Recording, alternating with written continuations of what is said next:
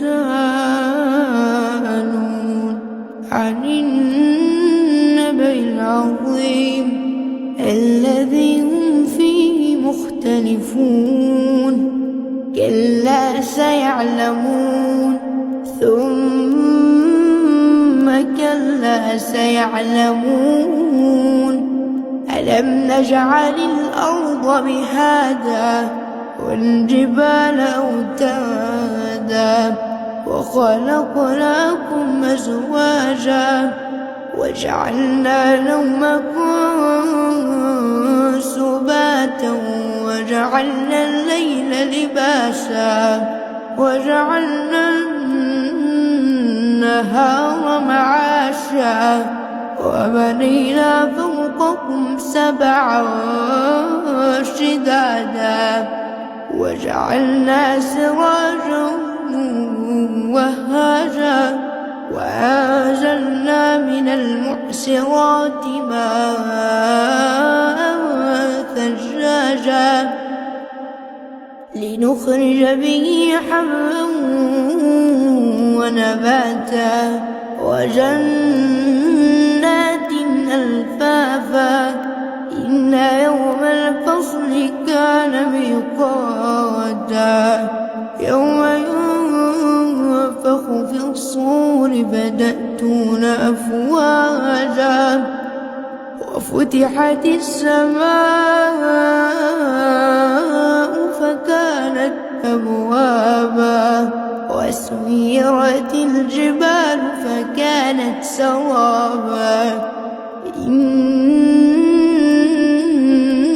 جهنم كانت مرصادا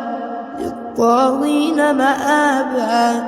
لابثين فيها أحقابا لا يذوقون فيها بردا ولا شرابا إلا حميما وغساقا جزاء وفاقا إنهم كانوا لا يرجون حسابا وكذبوا بآياتنا كذابا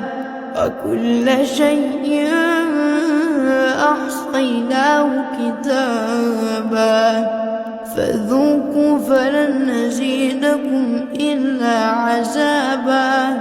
إن للمتقين مفازا حدائق وأعنابا وكواعب أترابا وكأسا دهاقا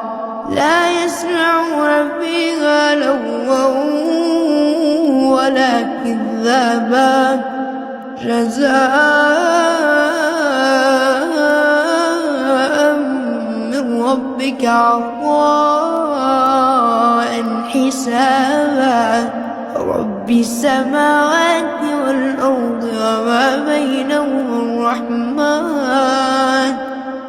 وما بينهما الرحمن لا يملكون منه خطابا يوم يقوم الروح والملائكة صفا لا يتكلمون إلا من أذن له الرحمن وقال صوابا ذلك اليوم الحق فمن شاء اتخذ إلى ربه مآبا إنا أنذرناكم عذابا قريبا يوم ينظر المرء ما قدمت يداه